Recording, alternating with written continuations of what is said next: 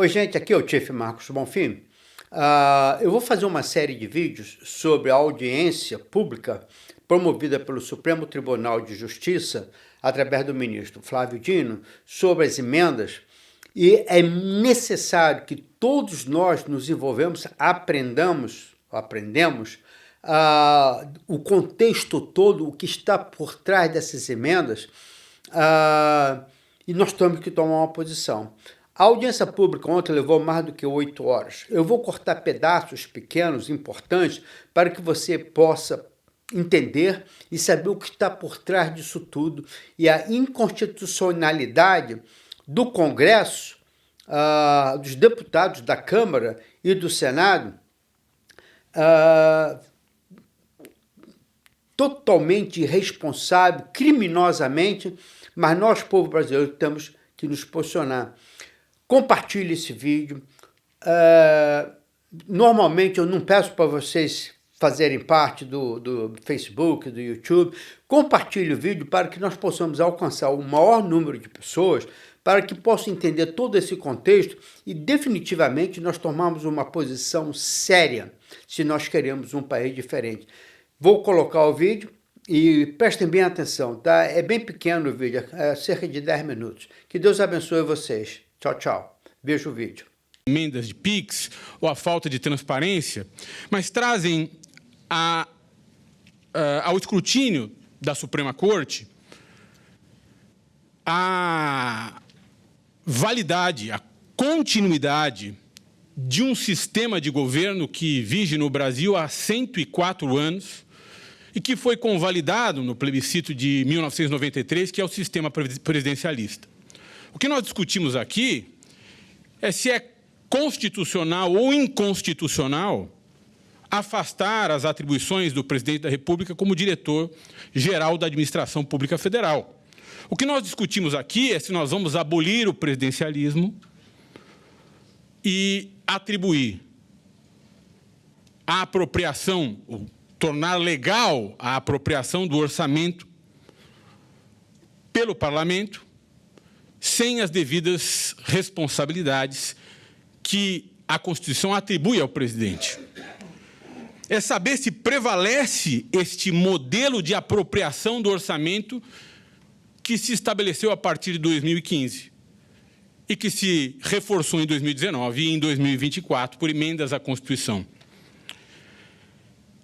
E é importante lembrar, senhor relator, que essas ações são, sobretudo em momentos estranhos, como o que vivemos, ou temos vivido nos últimos anos, é que essas ações não foram propostas ou não foram tiradas da manga do Supremo Tribunal Federal.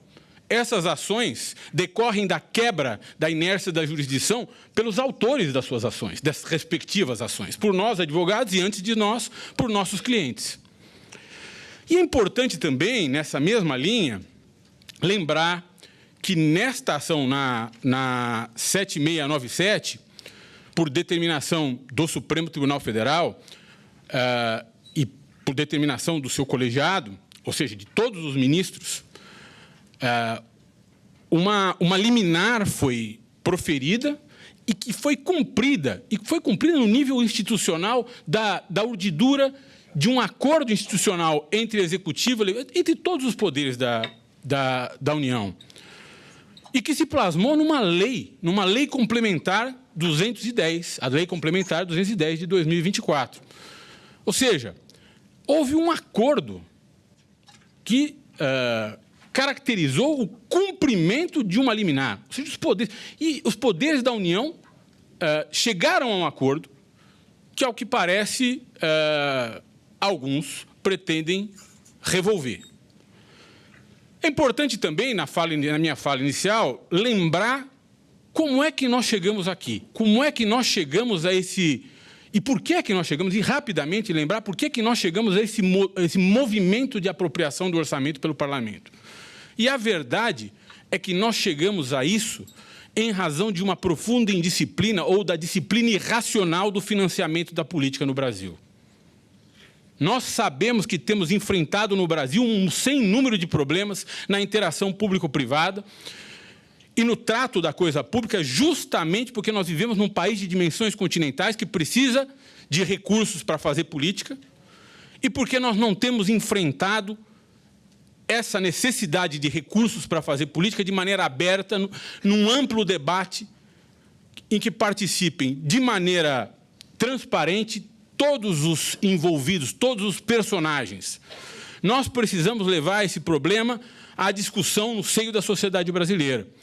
Porque, ao fim e ao cabo, para substituir as situações que nós tínhamos de financiamento empresarial, que foi banido pela ADI 4650, o orçamento do país se transformou em instrumento de financiamento de eleições, do financiamento da política e, basicamente, do convencimento de eleitores a preferir determinados grupos políticos a outros.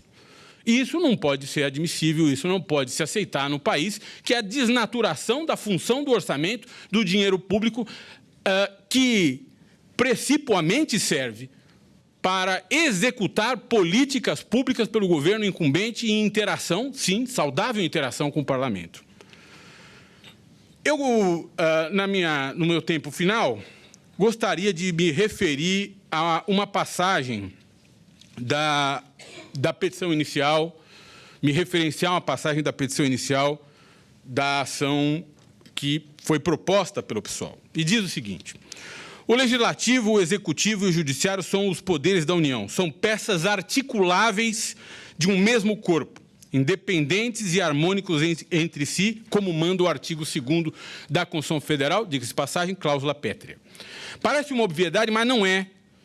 Se são parte de um todo, não se podem contrapor, antagonizar, descoordenar ou viver em desarmonia. Não lhes é dado concorrer, tampouco arrogar-se competência que a lei não lhes atribui, para instaurar um desarranjo funcional e, no extremo, uma balbúrdia institucional que é o avesso do equilíbrio e da equidistância programada pelo Constituinte.